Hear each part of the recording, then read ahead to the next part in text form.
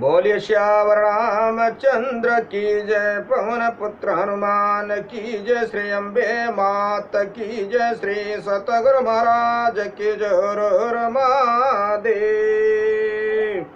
राजा राम राम राम सीता राम राम राम, राजा राम राम राम सीता राम राम राम, राजा राम राम राम सीता राम राम राम, राजा राम राम राम सीता राम राम राम, राजा राम राम राम सीता राम राम राम, राजा राम राम राम सीता राम राम राम, राजा राम राम राम सीता राम राम राम, राजा राम राम राम सीता राम राम राम, राजा राम राम राम सीता राम राम राम, राजा राम राम राम सीता राम राम राम, राजा राम राम राम सीता राम राम राम, राजा राम राम राम सीता राम राम राम, राजा राम राम राम सीता राम राम राम, राजा राम राम राम सीता राम राम राम, राजा राम राम राम सीता राम राम राम। श्याम रामचंद्र की जय, पवन पुत्र हनुमान की जय, श्री अम्बे मात की जय, श्री सतगुरु महाराज की जय। महादेव। श्री राम जय राम जय जय राम, श्री राम जय राम जय जय राम।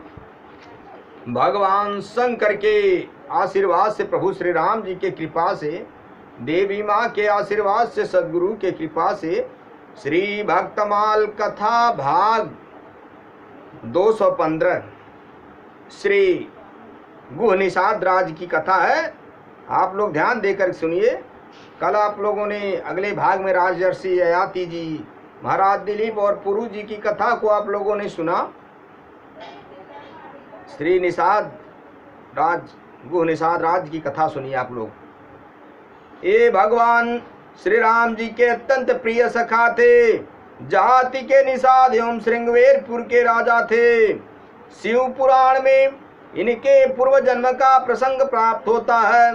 कथा इस प्रकार से है। एक जंगल में गुरुद्रुह नाम का एक भील रहता था। जीवों की हिंसा करना उसका सहज कर्म बन गया था। उसी से वह परिवार का पालन पोषण करता था। महाशिवरात्रि का दिन था। वह प्रातः काल ही शिकार की टोह में घर से निकल पड़ा, परंतु दैवयोग से उस दिन उसे कुछ नहीं मिला। संध्या हो गई।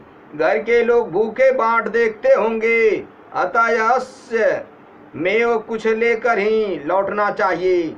यह विचार कर वह भील एक जलाशय के समीप बेल के वृक्ष पर जाकर चढ़ गया। उसके नीचे एक विशाल शिवलिंग था।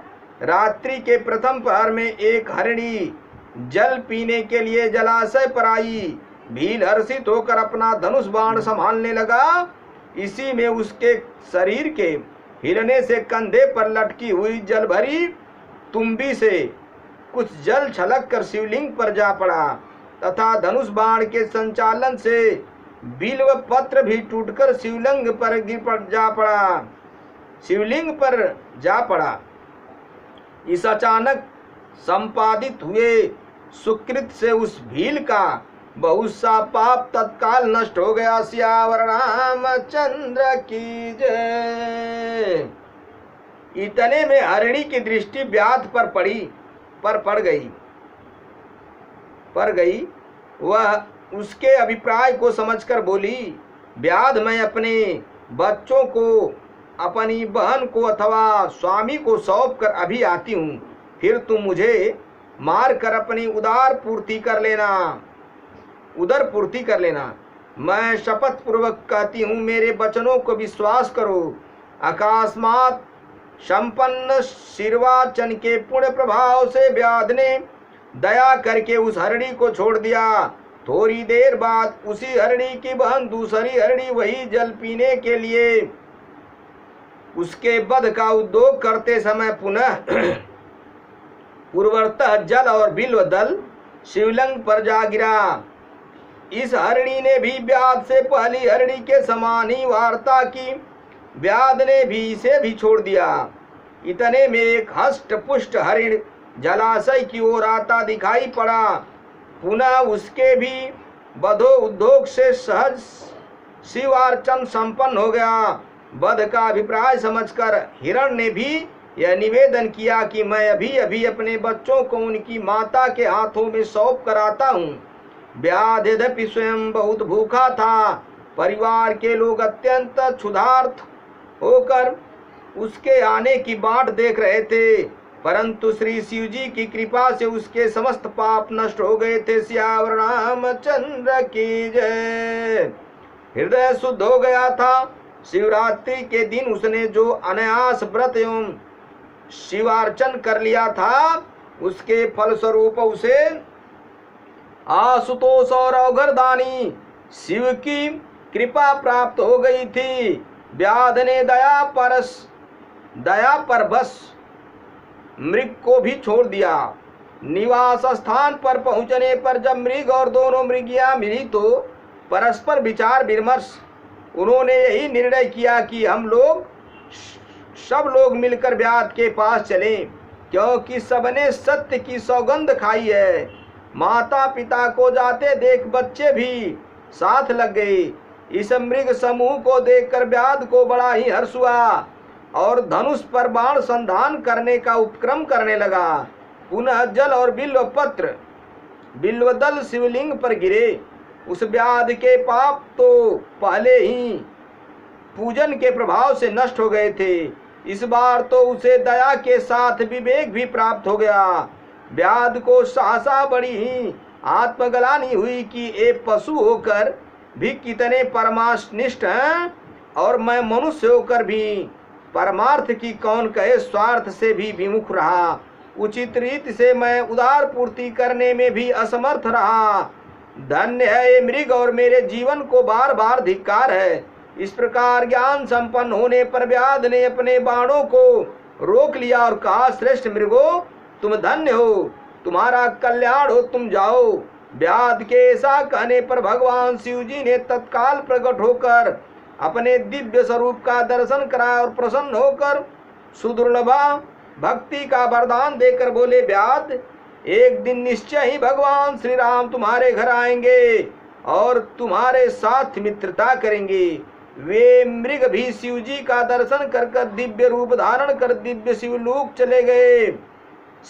चले गए और वह भील भी कालांतर में श्रृंगवेरपुर का राजा निषाद राजगु हुआ, जिसकी श्री राम जी में अविचल प्रीति थी। तभी तो कहा गया है, शिव सेवा कर फल सुत सोई, अविरल भगति राम पद होई। श्री राम जय जय जय राम। निषाद राजगु और श्री राम जी के प्रथम मिलन की बड़ी मधुर कथा संत महानुभव इस प्रकार वर्णन करते हैं। निषाद राज के पिता से और चक्रवर्ती राजा धीराज श्री दशरथ जी से बड़ी मित्रता थी। वे समय समय पर अयोध्या आया करते थे। जिस समय श्री दशरथ जी के यहाँ प्रभु का प्रादुर्भाव हुआ, उस समय वे अत्यंत वृद्ध हो चुके थे। लाल को बधाई लेकर तो वे स्वयं आए थे और चारों कुमारों का दर्शन कर परम सुख पाए थे, परंतु एक तो स्वयं जराग्रस्त थे, दूसरे बालक गुह नित्य अयोध्या के लिए मचलता रहता था। और जब से उसने श्री राम जी की शोभा का वर्णन सुना, तब से वह श्री अयोध्या जाकर भ्राताओं सहित श्री राम का दर्शन करने के लिए विशेष उत्कंठित रहने लगा था। आजकल करते करते 5 वर्ष बीत गए।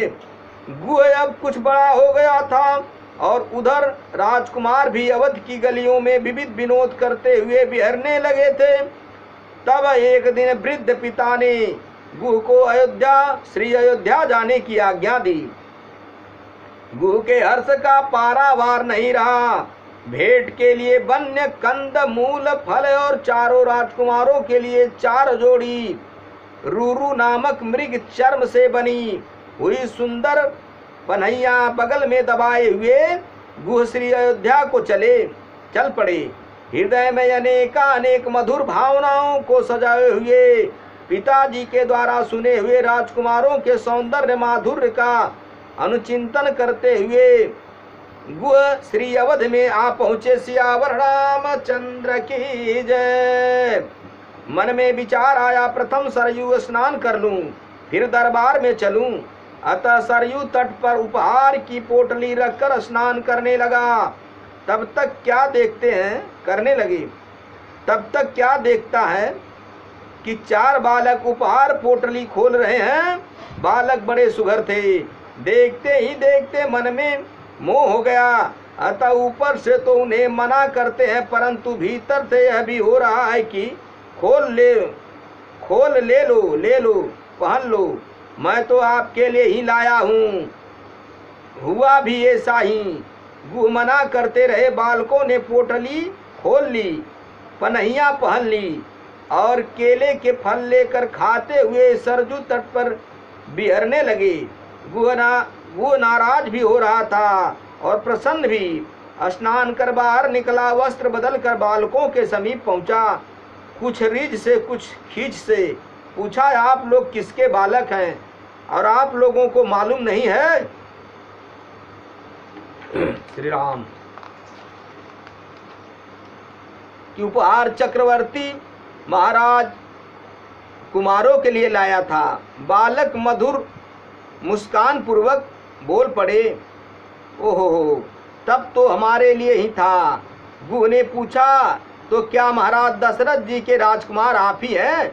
बालकों के उत्तर देने के पूर्व ही गुह का हृदय बोल पड़ा। गुह चुप, सचमुच महाराज श्री दशरथ जी राजकुमार यही हैं। तुम्हारे परम आराध्य प्रिय सखा यही है। तुम्हारे जीवन धन प्राण सर्वस्व यही है। सियावर रामचंद्र की जय। आगे की कथा अगले भाग में रहेगी। वहाँ पे निषाद राज गुह को ऐसा लगा, अब आगे गुह क्या करेंगे, आगे की कथा आप लोग अगले भाग में सुनिए। कथा विसर्जन होत सुनो पवन कुमार राम लखन सीता सहित। हृदय बसऊ सुर भूप सियावर रामचंद्र शंकर जी उमापति महादेव की जय।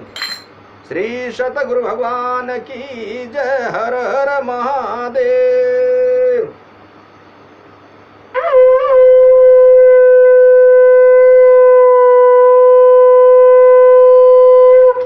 हरि नारायण।